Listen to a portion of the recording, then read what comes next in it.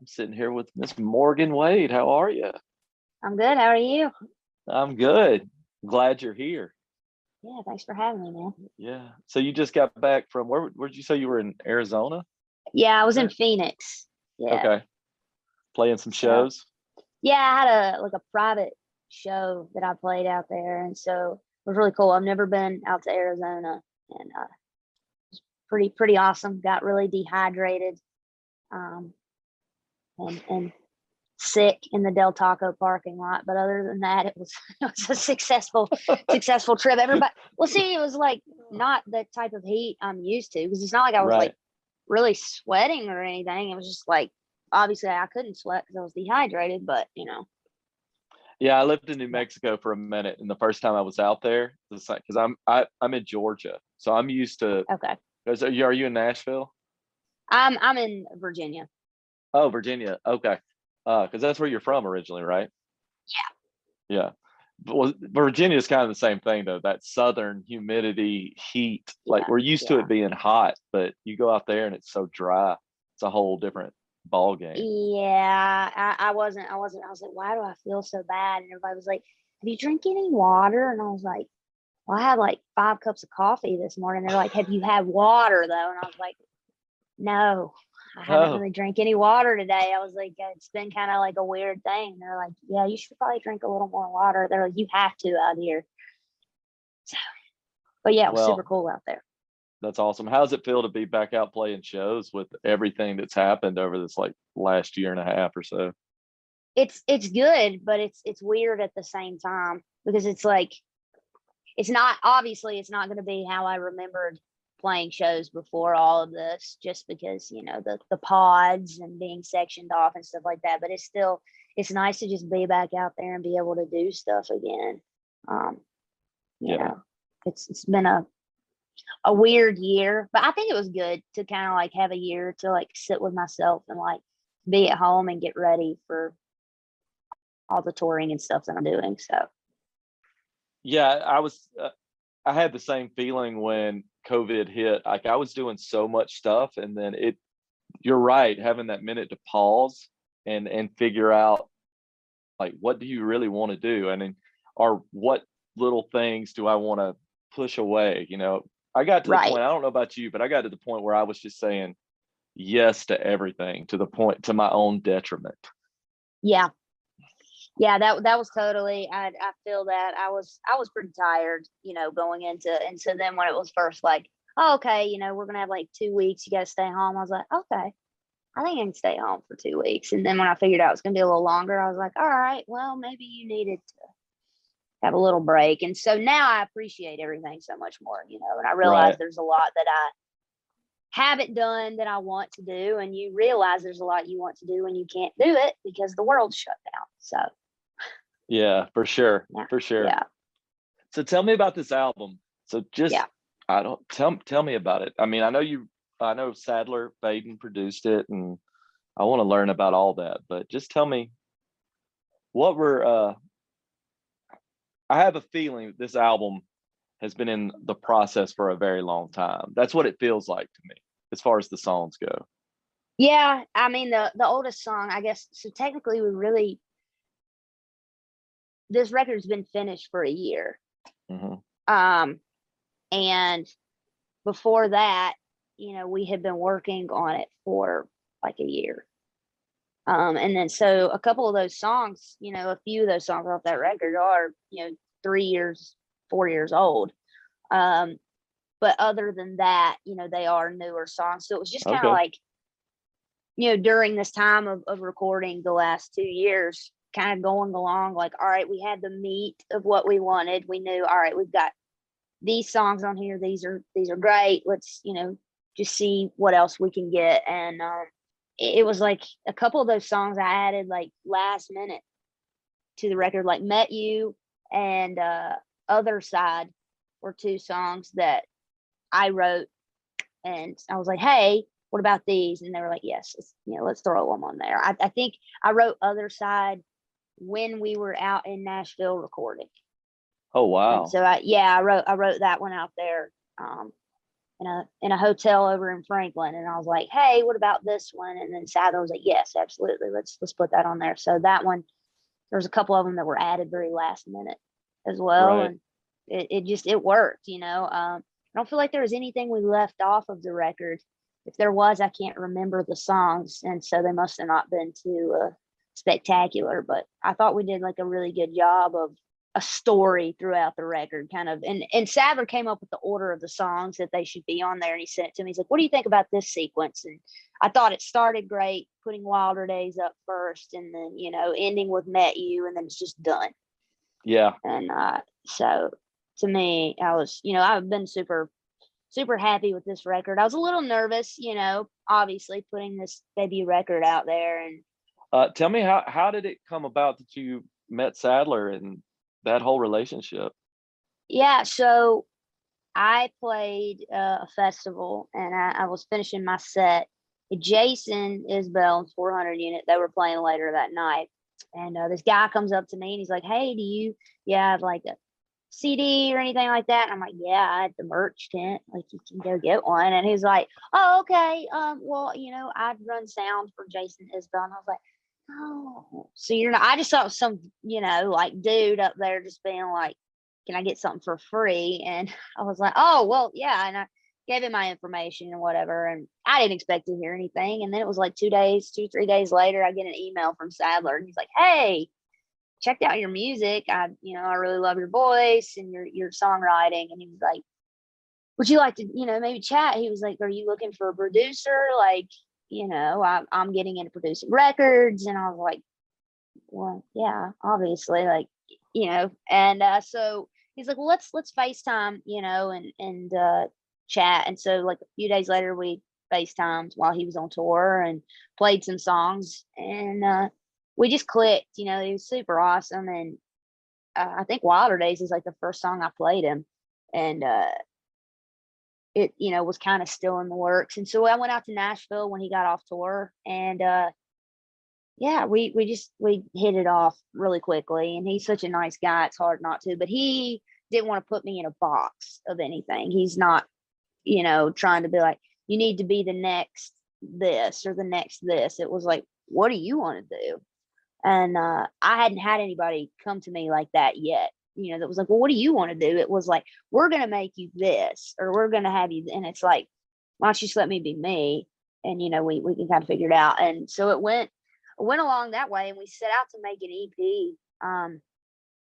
We didn't have, at that point, I didn't have a booking agent. I didn't have a manager. I had nothing. And so Sadler kind of took on that role of like Wow. mentoring me through everything. And he was the first person I ever co-wrote with everything. And so I went and would go out there, and we just started making demos at his house. And we cut Wilder Days and a few other songs that are on the record. I can't remember what all we did. That was it. We just kind of had that when we were like, okay, well, let's wait. And I mean, I was still working a full-time job at that point. I wasn't full-time music.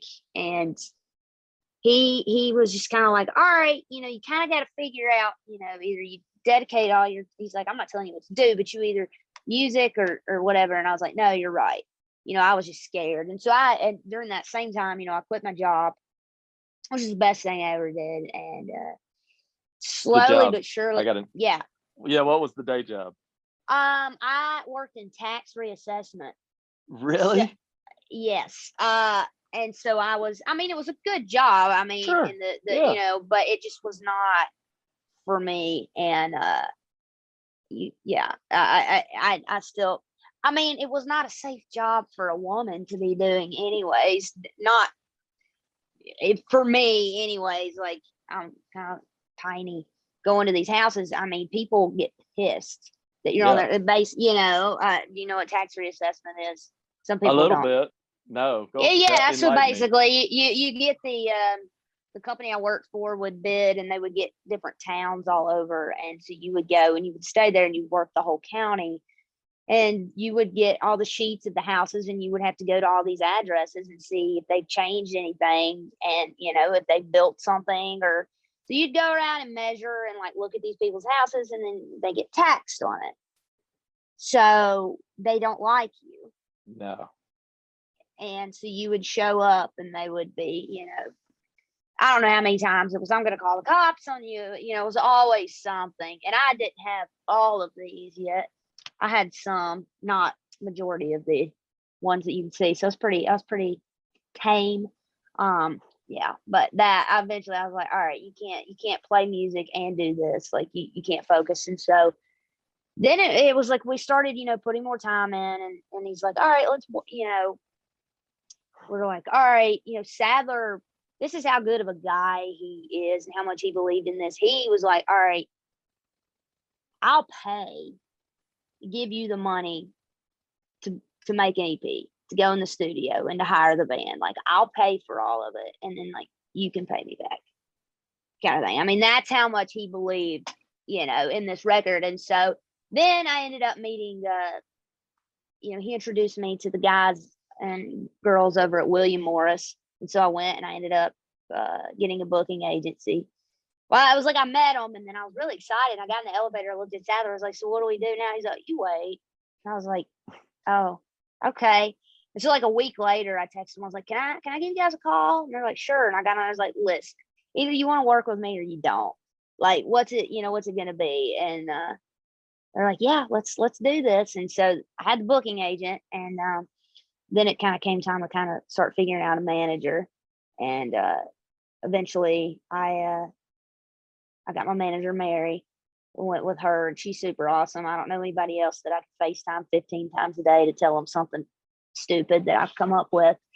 And then it just, we went in and we had cut the night, because I told Sadler, I was like, the night, I had posted that video of it on Facebook or YouTube, whatever, and it, everybody was really into that song. So I was like, why don't we go record that? And so we did, and then we didn't have anything else. And then we met with 30 Tigers. And then I started meeting with other labels. And so I started having all those meetings, and eventually just went with 30 Tigers. It came down to that. They were awesome. And so we went with them. And then we just cut the record. And so it's been like this process of like, I went from like not having any of this. So it all comes back to like Sadler just really pushing me and helping me and like getting me out there. And it's all really organic how it happened. But people criticize a lot about, oh, you go to Nashville, you got to watch out for all those people out there to take advantage of you. But I met such a great person, and Sadler only surrounds himself with good people. So it's like, if Sadler knows them and Sadler approves of them, they're good people. And he's my dadler. So he's always, checking in. But yeah, it's gone. It basically all like everything fell into line with that. And it's funny because I was talking to someone the other day, and they're like, I heard a podcast that you did right before you played that festival, like a week before, and you were like, I hope maybe I'll get to like meet Jason Isbell and his band. And I was like, I do not remember. I'm sure I said, obviously I was like, I guess I said that. I don't remember saying that. And then here we are now. And, I go, your buddies. I eat tacos at Sadler's house. So, you were playing a show, and then there they were. And right. And it's crazy how things happen, that are just supposed to happen. It's nice when they're good things that happen too, not the opposite. But right. No, I can totally relate to that. I know sobriety is a big thing to you too. I read somewhere where you said like you didn't think any of this would have happened if it hadn't been for your sobriety. No, I don't. I don't think that I could have gotten my mindset right. Two, I look back at the stuff that I wrote when I was drinking, and it was more, I think that I would have more so, let's say everything did go that way while I was drinking, I still ended up here. I think that where I'm at right now, I would definitely not be able to handle, that. There's just so much that you're around, and thankfully I still have the willpower to like, and I think that if I was here where I am with my career and everything good that I have going for me, and I was drinking and doing drugs, I would, it wouldn't last long being here. I think that Right. and it happens to so many people too. You get a little bit of success and drugs and the alcohol just take it all away. And I also can't imagine touring and drinking how I drank and like being able to wake up and do anything the next day. Cause now, I'm tired from the 3 hour changeover that I've, flip flop back and forth. And I was like, that's what it feels like being hungover, that lack Yeah. of sleep and, your body being like, what the hell are you doing to me? So, Yeah, like, why are you doing this to me? Yeah, I know exactly the same feeling. I quit drinking probably about 8 months ago. And I mean, it's huge. yeah. And Oh, yeah. you kind of realize, for me at least, my number one weakness is probably time management. I'm terrible with it. And you realize how much more time you have. Like, I'm like, oh, I can do this and I can do that instead of sitting in my recliner, wearing Right. out a bottle of wine 7 o'clock at night. Like, oh, I still have 3 or 4 or 5 hours where I can actually do something I'm interested in. Right. Absolutely. It makes a huge difference. And I It mean, makes a huge difference. And yeah, I mean, it is hard. And, yeah, there's times I'm like, oh, this sucks. Like, especially you go somewhere cool and you're like, man, I want to go to this bar.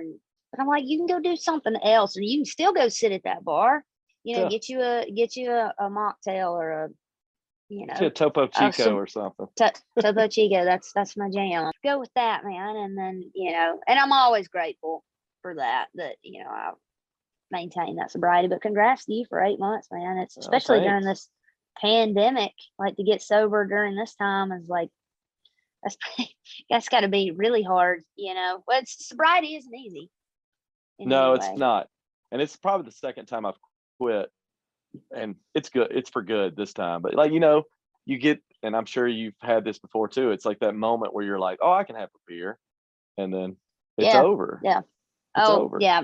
I mean, I remember I was sober. I would do it a little here and there, but like, no, I'm not drinking anymore. And it's just kind of like I would go like a month and be like, oh, okay, I'm good. And I think the longest I went was like a month and a half, something like that. And I was like, hell yeah, like. And then it was like, all right, I'm good. And then it's like the one beer thing. That was No. always like, I don't know hardly any times where I was like, I'm just gonna have one beer. I mean, it got to the point where if I go out with my parents, I'd sit down and I'd have like 2 or 3 beers at dinner and it wouldn't like phase me. And I know that probably, for them was just kind of like, what the hell, because that was just kind of at the point, I was like 3 beers, like to me, that's even now thinking about it. And I'm like 3 beers, that's not a lot of beer, but No. that's why I can't drink because I'm like 3 beers. We can do that in 20 minutes. Would be good. Yeah, we can get that done real quick. Yeah. So. Well, Yeah. congratulations on that. Yeah. Thanks, man. Seriously. Yeah, Yeah.